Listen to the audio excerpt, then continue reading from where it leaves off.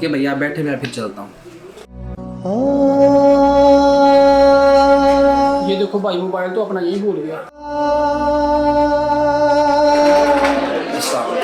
भाईजान मेरा मोबाइल तो नहीं आ रहा है क्या? नहीं नहीं, यहाँ तो नहीं रहा, रास्ते में ना कहीं गिरा लिया हो।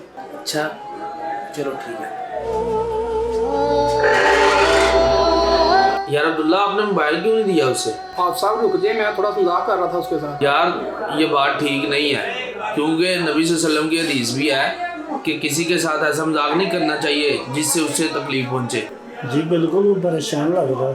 अच्छा अगर ऐसी बात है तो मैं उसकी दुकान पे जाके अभी वापस करके आता हूँ। अहमद भाई मैं माजरत करता हूँ, मैंने आपके साथ मजाक किया था, आप साहब ने मुझे हदीस बताई है तो मैं फ़ौरन आ गया। चलिए बहुत शुक्रिया, कोई बात नहीं।